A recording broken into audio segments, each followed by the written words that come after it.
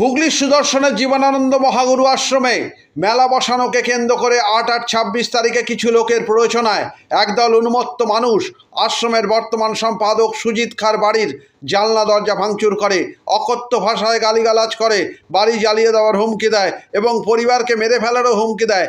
এই ব্যাপারে কি বলছেন সুজিত খাঁ, আসুন শুনে নেওয়া যাক। চুঁচুড়া থেকে প্রবীর ঘোষালের রিপোর্ট।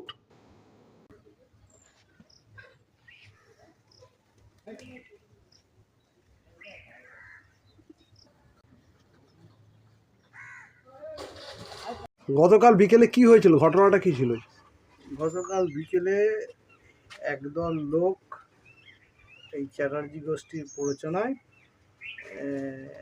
আমার বাড়িতে চড়াও হয়, এসে দরজা জানলা ভাঙে আমাকে মারধর করার চেষ্টাই ছিল, কিন্তু দরজা না খুলতে পারায় তো অনেকক্ষণ ধরে প্রায় আধ ঘন্টা ধরে এখানে উন্মত্তভাবে চেঁচামেচি করে, খিস্তি খেয়ে গালাগালি। পুলিশ আসছে শুনে তারপরে এখান থেকে ওরা পালিয়ে যায়। ঘটনাটা হচ্ছে 2-3 দিন আগে। আমি হচ্ছে জীবনানন্দ মহাগুরু আশ্রমের সেক্রেটারি।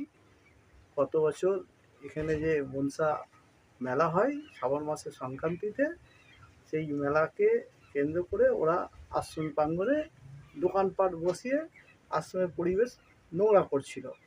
ওই জায়গাটা যেহেতু কোর্টে ইনজাংশন অর্ডার আছে, আমি পুলিশকে বলেছিলাম যে এখানে আশ্রমের পরিবেশ নষ্ট হচ্ছে, যাতে এটা না হয় সেটা একটু দেখার জন্য। সেই ঘটনাকে কেন্দ্র করে ওরা বলেছে যে আমি নাকি মেলা বন্ধ করে দেওয়ার জন্য ওদের বিরুদ্ধে কেস করেছি, মাইক বাজাতে দেবো না এই জন্য কেস করেছি বলে আমার বাড়ি চাওয়া হয়েছে। কাদের বিরুদ্ধে অভিযোগ আপনার? এই মনোরঞ্জন চ্যাটার্জি, দেবুলাল চ্যাটার্জি, সুদীপ্ত চ্যাটার্জি, এই চ্যাটার্জি ফ্যামিলি প্লাস এই পাড়ার প্রায় টোটালে 24-25 জন লোক এই ঘটনা ঘটিয়েছে।